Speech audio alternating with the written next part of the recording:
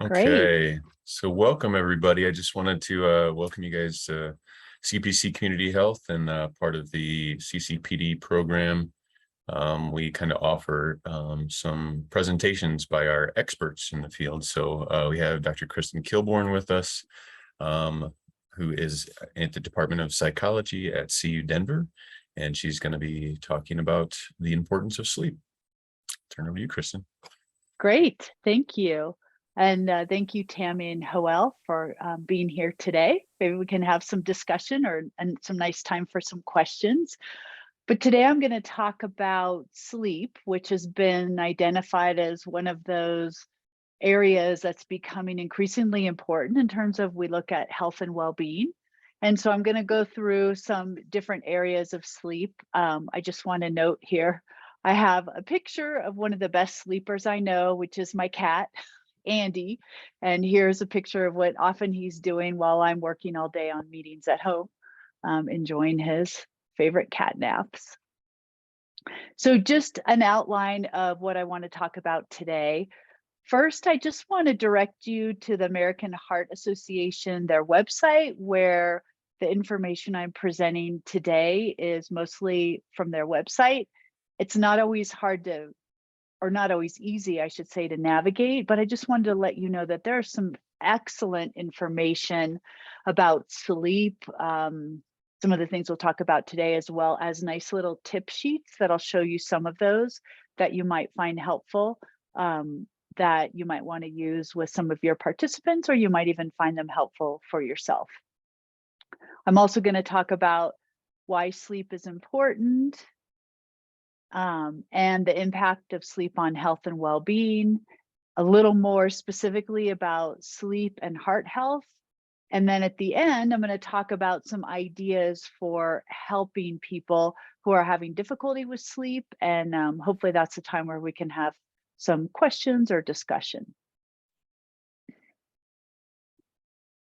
So first is just like I said, I wanted to make sure you were aware of the American Heart Association, their website, and I have the link here and I can send it out to you also. But just so that you know where you can find a lot of this information, you can also get to it through Life's Essential 8, but it's a little different in how you navigate. So I wanted to give you this link to where much of the information I'm presenting today can be found. So why does sleep matter? This, again, this part was taken right off the American Heart Association website, but I thought it was really interesting. So first, we know that when we get good sleep, we're more productive. But interestingly, oftentimes people, when they have a lot of work to do or things to get done, they sacrifice their sleep because they have so much work. But we now know and have a better understanding, and perhaps we've all experienced that we're actually more productive when we've had good sleep, as opposed to trying to get work done when we haven't had good sleep. So sometimes if you just get a good night's sleep, you may find that even if you have less time to work, you may be able to get more done. So again, the irony is that a lot of people forego sleep in the name of productivity, but it actually works against you. Another thing to consider, and certainly we see this when we look at people like with sleep apnea or different kinds of sleep disorders where they're really not getting good quality sleep, that oftentimes when you have not been sleeping well, you almost function as if you're drunk. So in terms of your slow reactivities, your concentration and focus.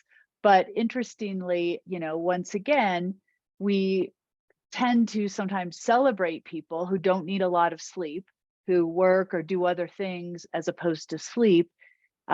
Yet oftentimes this is what we would think of as being something that's not very good for us. And again, they may not be functioning at their best level. And then, of course, as I'm going to talk a lot about today, sleep is really important to our health and well-being. So we know that there are all kinds of different diseases, symptoms, things like that, that are associated with poor sleep, and that good quality sleep can help to mitigate or help us to manage. So again, we'll talk about a lot of these as we go along. So here's just a nice little chart of just a reminder of how much sleep we need. So as humans, it changes throughout our lifespan, whereas many of you who've had children or been around babies know babies need the most sleep. And then as we get older through childhood, we need less sleep. Although there has been a lot talked about in terms of teenagers, the need for teenagers to get more sleep than the average adult, and often teenagers are actually getting less sleep nowadays than the average adult for a variety of reasons. And then we know that as we age and as we get older, we sometimes need a little less sleep. So it may go from 7 to 9 hours on average for adults, where 7 to 8 hours for people over the age of 65. So I want to talk about sleep and health more specifically. So here I have one of the flyers, the little sheets that you can get off the website for American Heart Association that I think is a really nice overview of how our health is impacted by our sleep.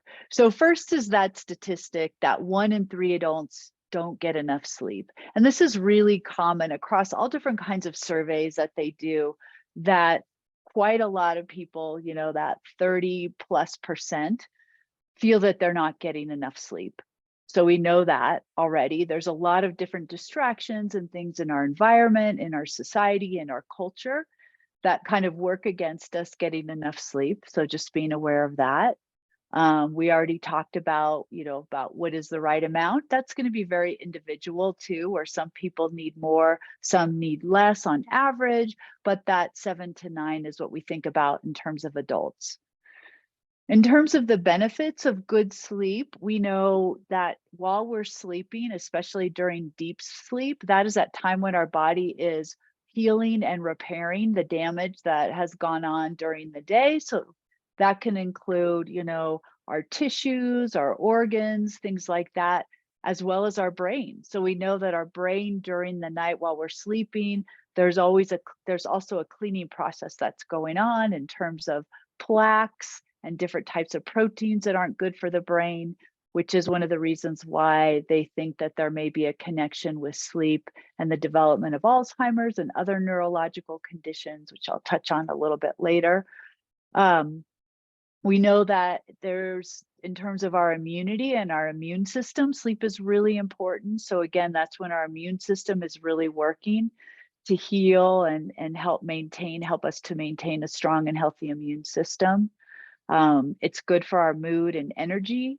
So we know that people who don't sleep well are at greater risk for different types of mental health conditions. And we also know that one of the major symptoms for things like depression and anxiety are problems with sleep. Sometimes it's not being able to fall asleep, stay asleep, waking up too early in the morning, or in some types of depression, people actually sleep too much, which I'd be happy to talk about if there's interest there. But we know that sleep is really good in terms of brain functioning, helping us in terms of consolidating memories, learning, being alert, being able to make decisions, and problem solving. And then just in terms of growth and development for kids and teens, it's the time when they're able to be building muscle, things like that. Growing is happening while you're sleeping, a lot of that. And it's also decreases the risk for chronic disease when we're getting adequate sleep, both quality and quantity of sleep. You see over on the right side is just a list of some of the health conditions that have been associated with poor sleep. So things from Alzheimer's, cardiovascular disease, cognitive declines and dementias, mood disorders, the metabolic disorders that many of you work with people that are dealing with that. Infections, we tend to be more prone to infections, again, because our immune system isn't working as well when we're not getting adequate sleep, and obesity. So there's some interesting ideas that have been sort of recognized in the last, 10 to 15 years that when we're not sleeping well, there's an increase in different hormones, including cortisol, that tends to increase our body holding on to fat, and it can lead to or put you at higher risk for obesity. We also know that poor sleep can lead to increased risk in accidents, breathing problems, hormone imbalances, memory and cognitive issues that we talked about. Also, if we're not getting enough sleep, it can actually lead us to have an increased appetite, and we may eat things that aren't good for us or consume more calories. So there's oftentimes people who are tired. When we feel tired, we tend to crave carbohydrates, which we know we want to be really balanced in the carbohydrates, but we tend to eat more sugary carbohydrate types of foods, which aren't good for us. It can also lead to increase in inflammation, as well as stress, and as I talked about, weight gain. Any questions? Oh, okay. I'm being slow because I was on mute. I was trying to Oh, unmute myself. sure. Yeah. Yeah. So can you say a little bit more about let me give you a personal example. When I don't sleep well, I am cranky, irritable most of the day. So can you say something about that? It's obviously related to how it affects us negatively if you don't sleep well. So is there something more that you could say about that? Sure, yeah. So I think, often that irritable and cranky is usually also associated with feeling tired or fatigued. Mhm. So, the way I think about it, I mean, from a biological standpoint, we could be thinking about, like the neurotransmitters and how the balance of hormones are off, and that's affecting your mood. But I Mhm. also think about it oftentimes like we sort of, as our brain is functioning, we have a limited amount of resources and energy available. And when we haven't Mhm. had a good night's sleep, we have even less of that reservoir. Mhm. And so we're having to work that much harder to do things, whether it's problem solving, focus, attention, things like that, which can also have an impact on our mood. So we don't have as many resources while we're doing some of those things to also manage our mood. Say it's Mhm. whether it's anxiety or irritability. So it's much easier. It doesn't take much. You think of like your threshold is much lower. Like it's not going to take much to kind of set you off the edge, because Okay. usually you might have more resources available to kind of manage some of that irritability. But Okay. when you're just like kind of at the edge, it doesn't take much. Okay. Does that make sense? It does make a lot of sense. And a follow-up questions regarding, what you were saying about cortisol and then tendency to, uh, I don't remember exactly how you phrase it, but we tend to retain more fat in the body, right? Mhm. And you said something about the tendency to, eat sugary carbohydrates and things like that. So my question is we are tired in that situation. We are tired. And then is that like a conscious kind of thing to try to eat in order to feel not tired? It's just that just physiologically, it's not that something you want to do in order to not feel tired, but it's just not conscious or conscious. I don't know. I don't know how to explain that.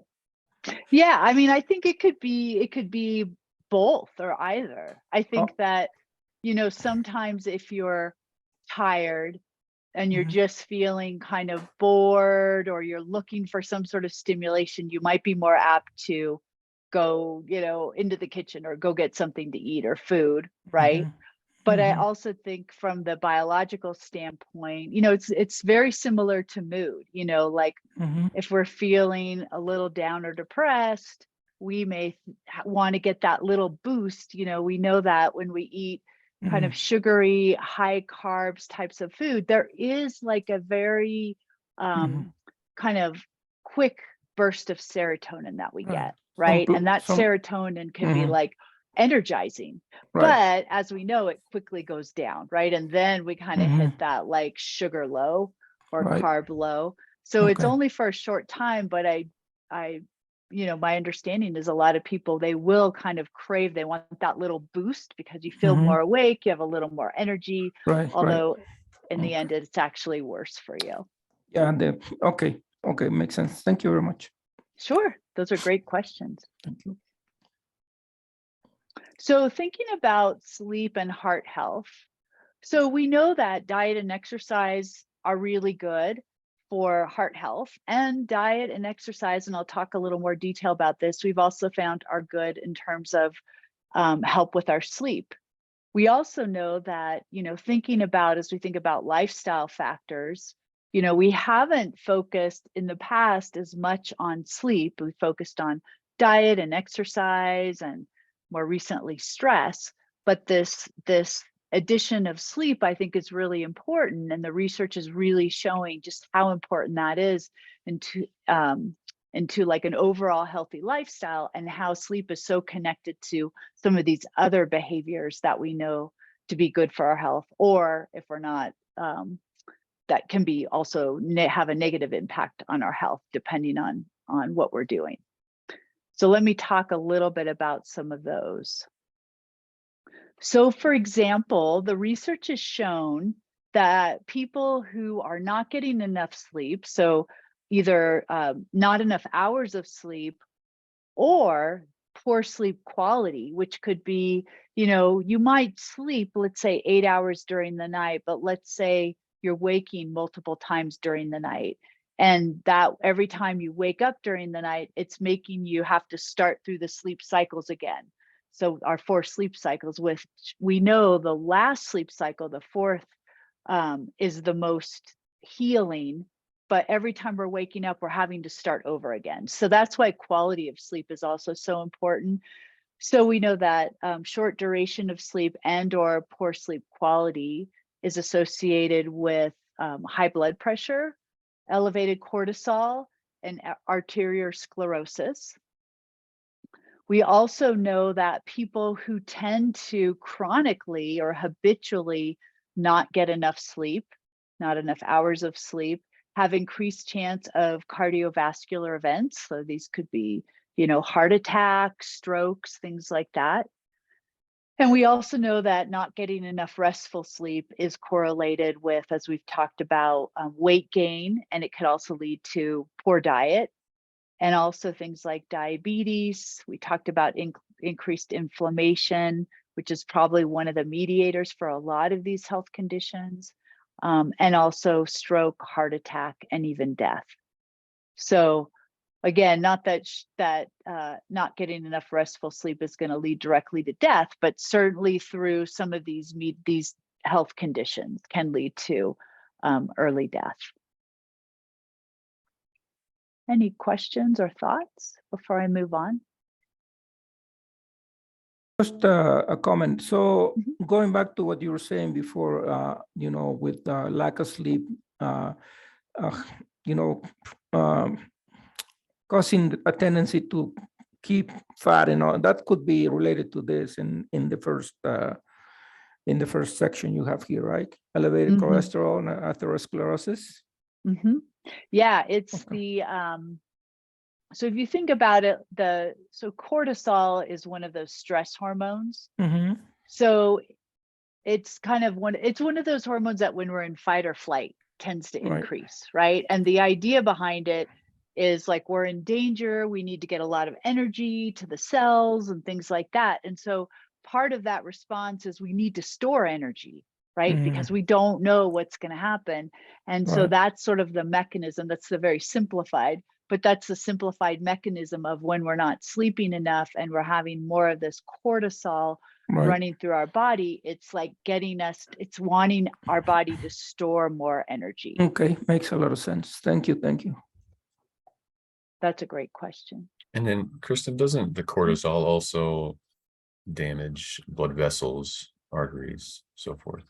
Exactly. So it can have an impact on the formation of plaque in the arteries and blood vessels. It increases blood pressure because, again, you think of it's kind of that fight or flight response. So yeah, that definitely plays a role in the development of cardiovascular disease. as we know it, as well as, diabetes, because it also plays a role in how well we're managing, our glucose, blood glucose, and things like that, because our body wants to be able to use that. So it can create a lot of imbalances in blood glucose and insulin sort of management.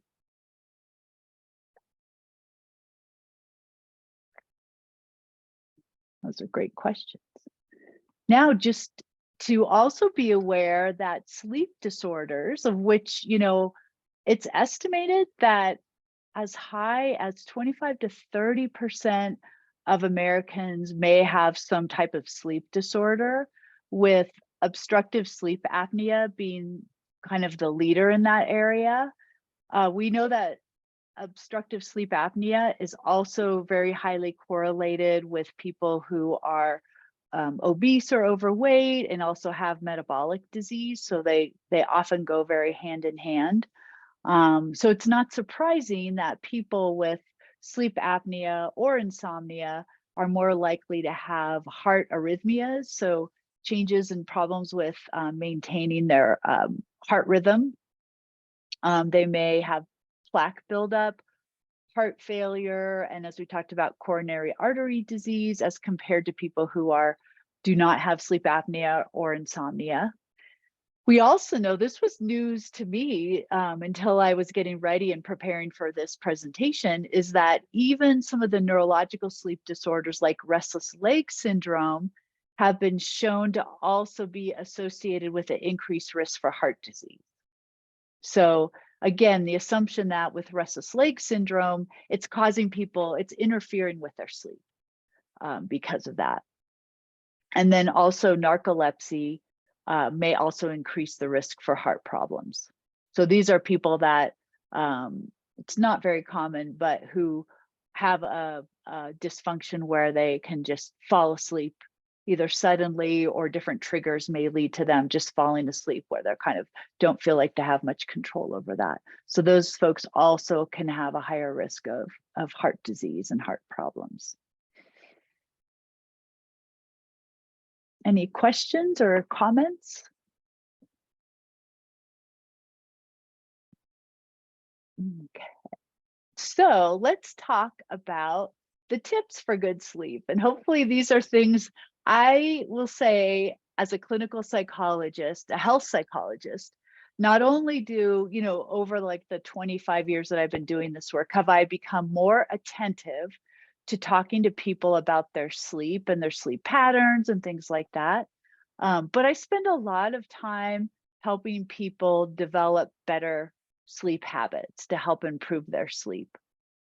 So we can think of sleep as a behavior, just like we think of any of the other types of lifestyle behaviors that many of you are working with people to help them improve that.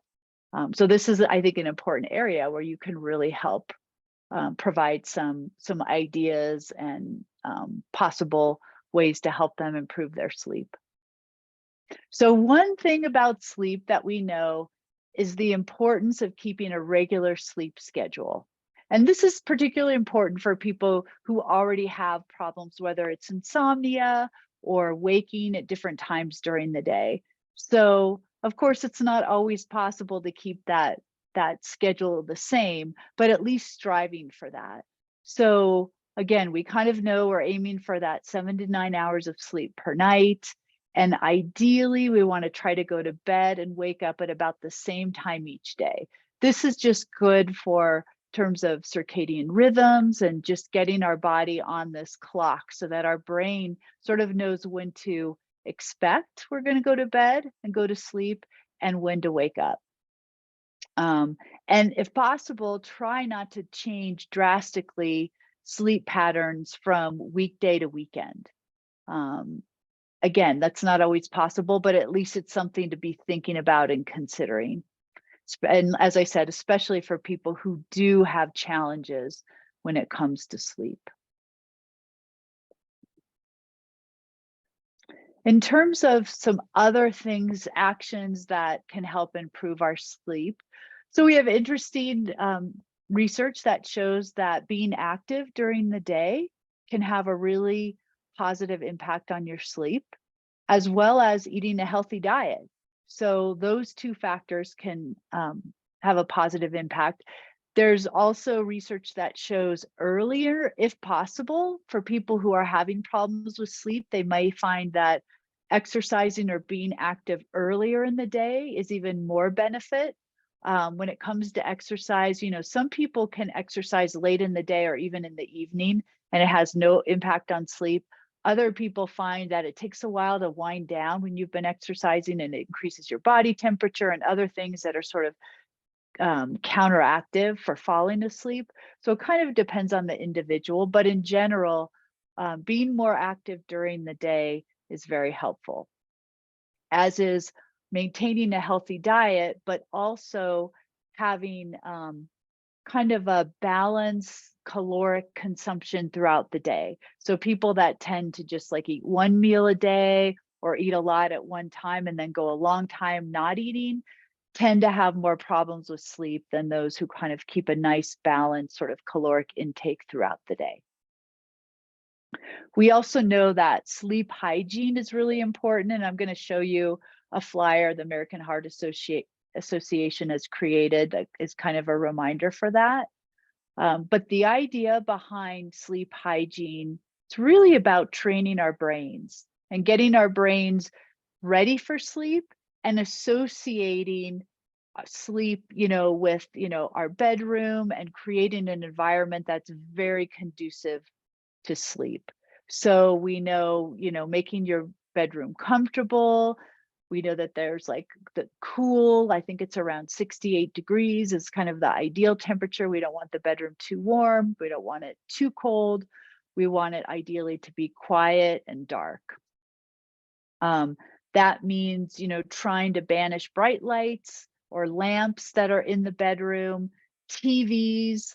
I work with a lot of people who, like to watch TV in bed or before bed. They like to eat in bed. They're on their laptops or phones in bed. And, in the area of those of us who work with people that have problems with sleep, the number, the first thing we say is the bed is for sleep and sex, and that's it. You don't want to watch TV in bed. You don't want to be eating in bed, all of those things. And so, for a lot of people that I work with, they're not very happy with me when I tell them like, no TV watching in the bedroom. I want the cell phone out of the bedroom, those kinds of things. But it is very effective. It's not easy for people, but it is very effective. Same goes for, that hour or so before bed. If you're one of those people that's really reactive to things, you probably don't want to be reading or watching the news, or anything that could lead to disrupted sleep or weird dreams. So just being aware of that. When I was in graduate school for myself, I found that I could only, after studying and before bed, I could only watch like a really silly sitcom comedy. Otherwise, things would kind of get jumbled in my head and I'd have weird dreams and disrupted sleep. So everyone's a little different, but kind of recognizing that we all kind of need this wind down time. And you may have to experiment with what works best for you. As we all know, I think you want to be really aware of stimulants, caffeine, things like chocolate, other kinds of stimulants that might affect your sleep. They say 6 to 8 hours before bedtime, really be aware if you're going to have caffeine or limiting it. Again, this is very individual. Some people are not very sensitive to stimulants and some people are. Even things like certain medications, allergy medications that have decongestants in them, all of those can be stimulants that could interfere with sleep. So just to be aware of that. Alcohol is another one of those things where alcohol has both sedative and stimulating qualities. So oftentimes people will feel like, well, a little nightcap helps me fall asleep. But we also know that in a couple hours, that nightcap can then have a stimulating effect. So a lot of people may take alcohol or think that alcohol helps them fall asleep, but it's very disruptive to our sleep during the night, whether that leads to waking up, or we know that we often don't go through the proper sleep cycles when we've had too much alcohol, or alcohol too close to when we go to sleep. So just be aware of that, and know how that can impact you. And then another thing is heavy meals too close to bed can cause sleep problems. I also know of people who have certain foods that they found that are triggering, and they don't sleep well, or they have weird dreams. So just kind of being aware for yourself if there's certain foods you want to avoid too close to bed. And then, as I mentioned, finding a relaxing ritual before bed. So again, this is like helping to prepare our brain for sleep, something that like the ritual, so that it signals to our brain that now we're winding down, starting to calm down, and we're getting ready, thinking about sleep. So it could be things like meditation practices or other types of relaxation, like deep breathing. It could be a time for gratitude practices. Sometimes people who tend to ruminate a lot and wake up worrying about things at 3 o'clock in the morning, we may say maybe it's a time to do what we call expressive writing or journaling, sometime not too close to when you go to bed, but before, to kind of get those worries out. So they're out, and then hopefully they won't come to you at 3 in the morning. Or if they do, you remind yourself that I'll be able to do that again tomorrow. I don't need to worry about this now. So there are different kinds of strategies that you can do in terms of, again, signaling to your brain that you're getting ready to wind down and go to bed. Any questions or thoughts? Yes, I have a question. So in relation to sleep hygiene, for example, avoiding, bright light and cell phones, TVs, and all that. Not that I'm doing great, but one thing that I try is, instead of watching TV, instead of using my eyes, I listen a little bit to the radio. Would that fit into into a relaxing ritual, or is that just better than watching TV? Well, it's certainly going to be better, because like, how we talk a lot about that the blue light that comes off our devices and TVs that are stimulating our brain in a way to kind of keep that wakefulness. Right. But the listening, at least you're not going to have that, but you have to also be aware of, are you sensitive to the things you're listening to? So, right. For example, it could be music that's relaxing. There was this great article, I think in the New York Times recently, in Britain, that people love to listen to. It's like a really boring, I forget, it's something that's very mundane and boring. It's like a maritime something, and they listen to it, and it's relaxing in the sense that, I guess, the voice, Okay. but it's also something that your brain doesn't feel like you need to be paying much attention to. So Okay. if you're listening to news on, Right. that might be, depending on you, that might be something that's actually activating you more than relaxing you. Okay, makes a lot of sense. And I have another comment, if I may. In the previous section where you were talking about, establishing this fixed, go to bed and get out of bed times, a lot of people complain, for example, if they establish that, fixed schedule, and if they don't work on the weekend, they get pissed off because they cannot sleep more on the weekend. So the idea would be to tell them that that's a good thing, right? I mean, if they have sleep problems, it's definitely going to be easier for them if they try to stick to that cycle. Right. People who don't have like a lot of issues with sleep can probably have a little more variability and be okay. But it's for the people that are really know that those kinds of things can really have a negative impact on them. Okay. Yeah. And I didn't get into in this talk, the idea of naps.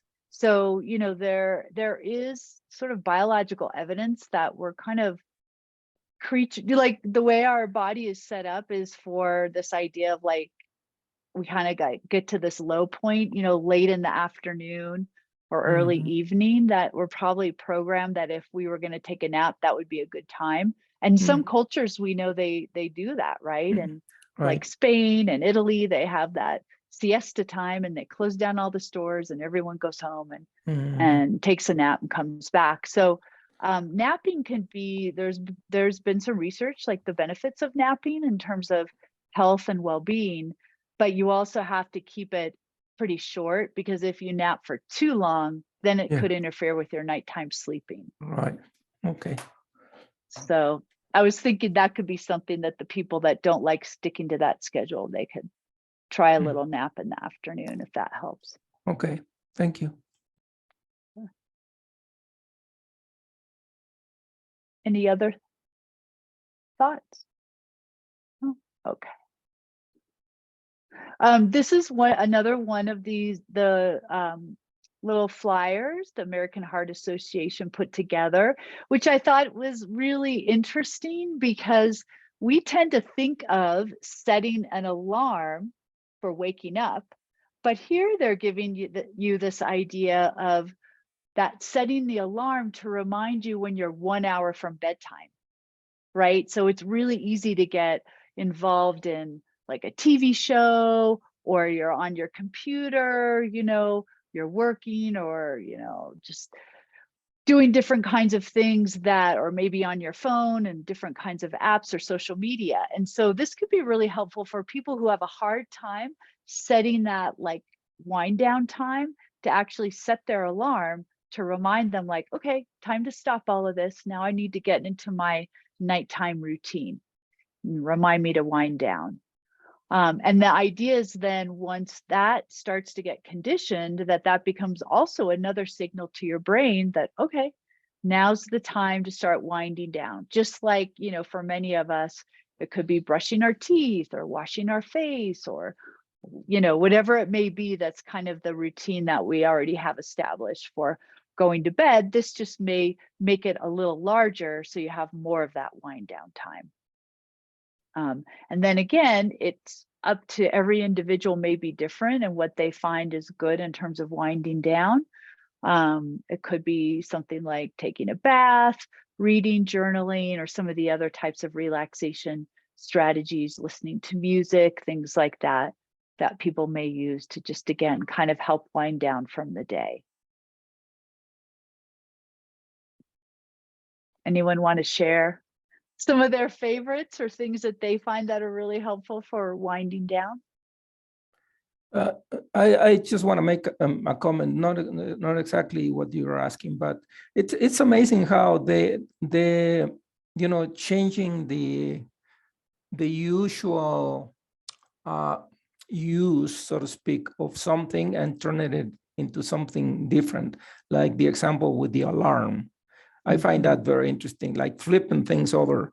Like, it's not only for waking up, but it's also can help you sleep well. I mean, it's interesting how flipping, the use of something, it makes a lot of sense. Yeah, I find it very interesting. Yeah. And Tammy, I just was looking at the chat and I saw your question. So Tammy's question was, in infants or children, can they sleep too much? And I've not heard that. I mean, children can have sleep disorders also, or different kinds of health conditions that can lead to more sleep or needing more sleep. But I don't know if sleeping too much is specifically a problem. I mean, it could certainly, I remember when my kids were young, sometimes there was that concern if their nap was too long, it was going to interfere with their nighttime sleep. So again, I think there's a lot, when it comes to sleep and kids and babies, there's like so many books in the Barnes and Noble bookshelf, because it's such an issue. And there's people that have all different kinds of opinions, but a lot of the sleep experts in that area, I think they do advocate also for children, as much as you can, keeping them on a sleep schedule can be really helpful. So they're not, with that idea of, we really want to maximize that time that they're sleeping at night when we're sleeping. So that may mean keeping them on a schedule during the day in terms of naps and things like that. So hopefully that was helpful, what you were getting at. Good. Okay. So here is a nice reminder on sleep hygiene.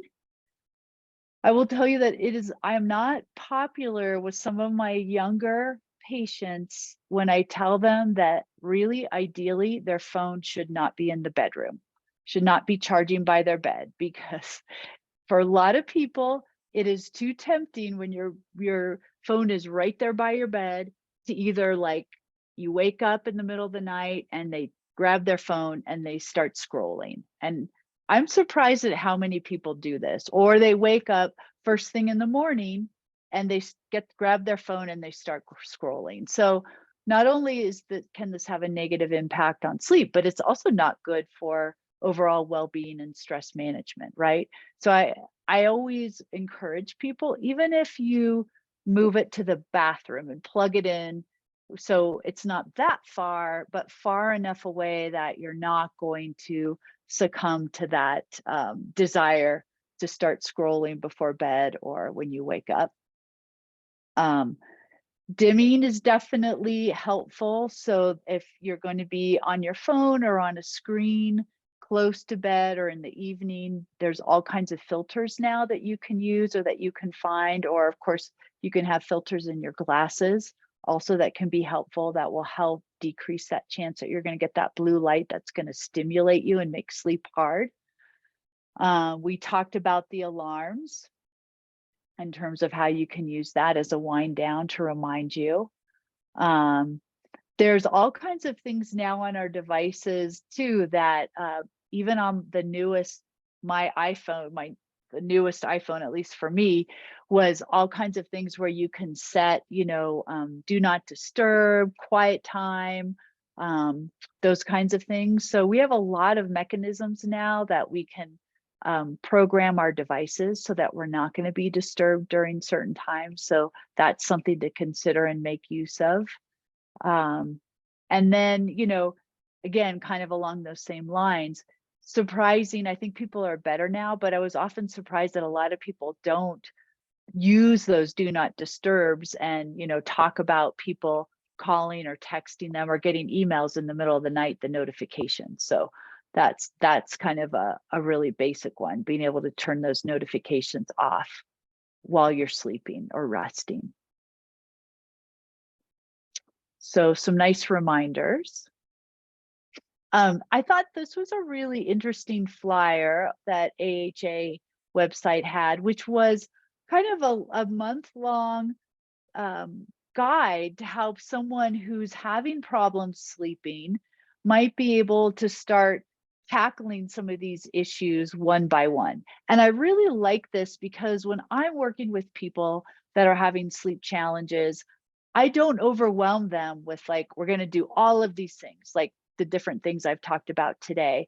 I found that it's really good to start small and start with some things that the easiest things first, right? The easiest things might be, stop watching TV in the bedroom or stop doing other things in the bed. And then, as time goes on, you can integrate other things. So this is just an example, but it shows, how, like, week 1, focusing on being more physically active and ways to reduce stress. Week 2, they're really working on that, establishing that nighttime routine and that bedtime alarm to help get ready for bed. Week 3 is working on a morning routine. So we know, like we talked about, exercise and different kinds of things in the morning. I find that we know that, like, mood, people who have a lot of anxiety and tend to have anxiety when they first wake up in the morning, that a morning routine can be really helpful. So sometimes people wake up earlier than they want to because they're feeling really anxious. So I'll have them try maybe a little bit of exercise, maybe a little bit of meditation, different kinds of things that just give them a morning routine that's calm. It could be a little bit of yoga, something like that, that just kind of grounds them and starts their day, and where they're in a calmer place, then suddenly their brain is just going. And then week 4 is the wind down, tech free at bedtime.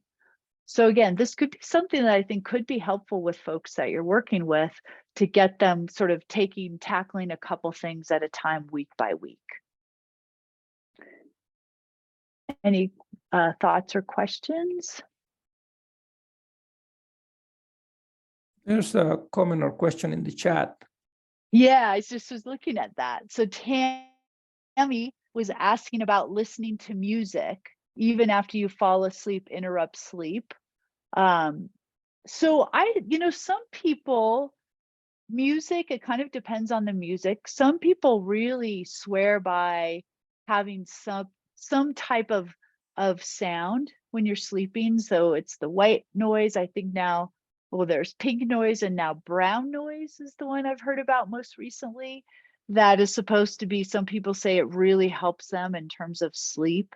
There are people, I think, that find certain kinds of music can be helpful, even if that music is continuing even after they fall asleep.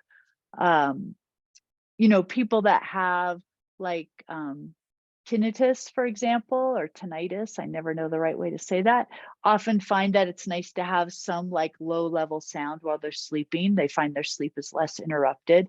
So I think it depends on the person. I know a lot of people, if they're having problems where they wake up in the middle of the night, they found, putting on their headphones or earbuds in and listening to some calming, quiet music, or quiet tones in the music can be really helpful. So I think it depends on the person, definitely. But that's a great question.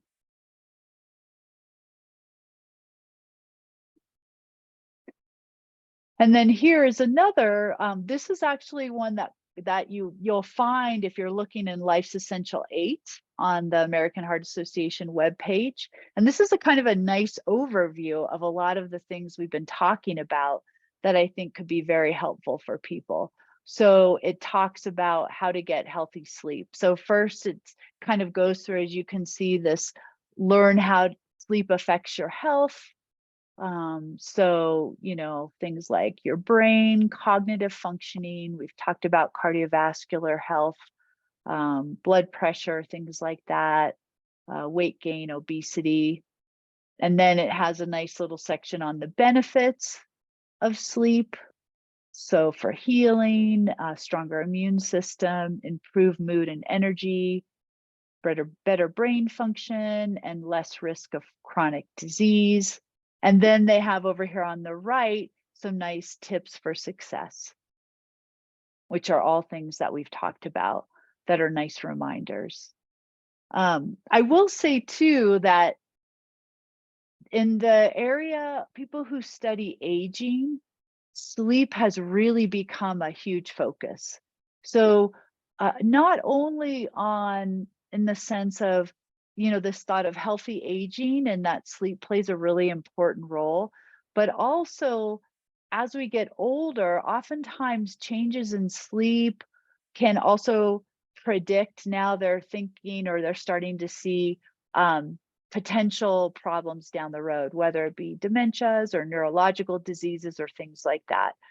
So there's research that I've seen around like REM sleep, dreaming, not only the importance, but when people experience changes in REM sleep, it might be a sign that there's something going on physiologically, health-wise, or things like that. So just some really interesting research in terms of the importance of sleep in the aging process. The other thing I didn't talk about, because it's a controversial topic too, is the use of medications for sleep.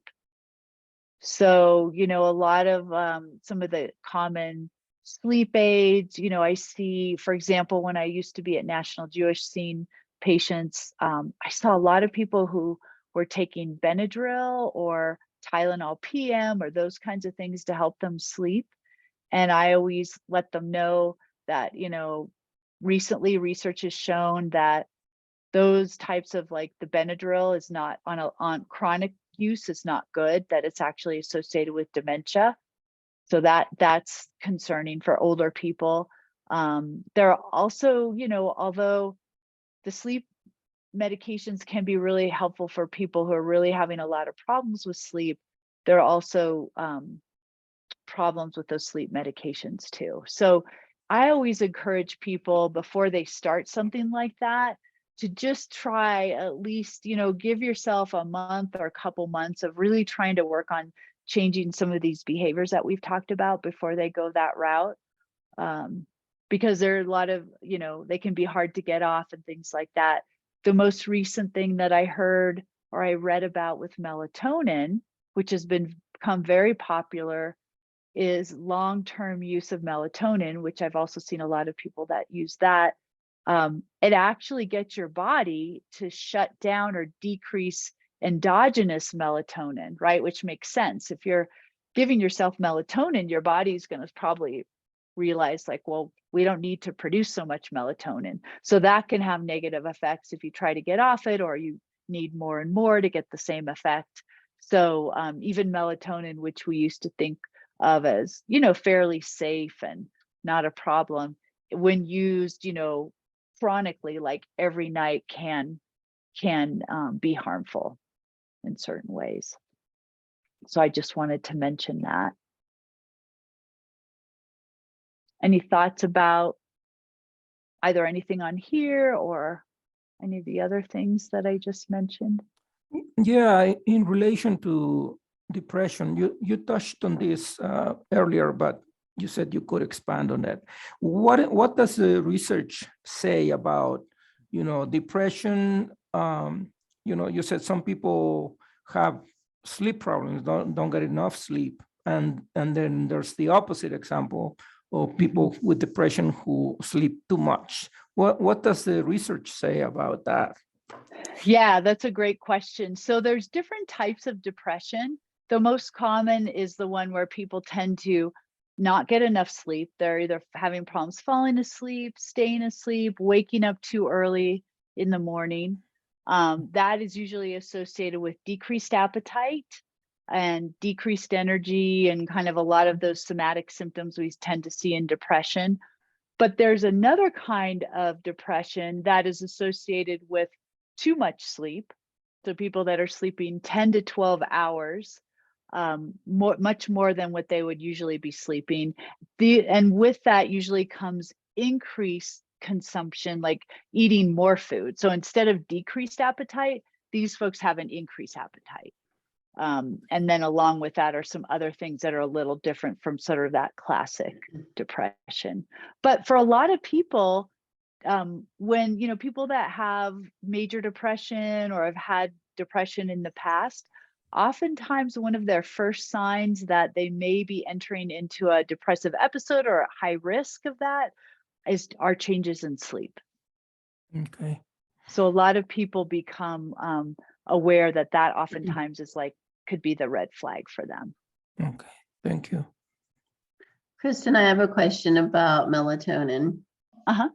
So what do you think about the teas, like the sleepy time teas that have melatonin in them? Do you think that's enough melatonin to start your body not making as much? Yeah, I don't know. I would suspect not. That I'm thinking, I couldn't tell you offhand. I know they have sort of recommendations in terms of milligrams or things like that for melatonin, what's recommended. And I think a lot of people have gone way over that. I would imagine in the teas and things like that, they keep them pretty low because I think they also put in, different kinds of plant extracts and things like chamomile and things that we know are Right. also good at, relaxation and promoting sort of that feeling of tiredness and things like that. Okay. So that's a good question. When I saw it, it was more talking about the supplements Okay, that cool. you would take. So good. Just again, I think that the takeaway that I want you all to have is that we as a culture, I think it have kind of made sleep a low priority. It's like, we'll do everything else and then, oh yeah, we got to sleep. And I think really it's about recognizing that sleep is really, really vitally important to us for our health and our well-being, and that it should be really needs to be made a priority. And I think when in our work with people of really helping them to recognize that is important, because we are a country of people who are not getting enough sleep. And then I just had to end in the thank you with more of my pets that are all great sleepers, with my dogs, which is probably what they look like right now. And then this great picture of my horse, who you could see very much enjoying the sunny day during winter, with his eyes closed, as well as the horse behind. She's also sleeping. So thought I'd end on that. So I know we're about out of time, but if you have any questions, feel free to contact me. I'd be happy to talk more with you about sleep, or if you want a deeper dive at some point, let Nick know. We can do more extensive sort of conversation or discussion on sleep. I'd be happy to do that at any time. Thank you, Kristin. This was really interesting. I appreciate it. Thank you. Yeah, thank you. Thanks You're so much, welcome. Thank Kristin, you all and for coming. great questions today. So this will be, we'll have a recording of this. I'll send that out to those who attended, and then other folks as well. So again, thank you, Kristin, and have a good rest of your day. Thank you. Bye. Bye. Bye-bye.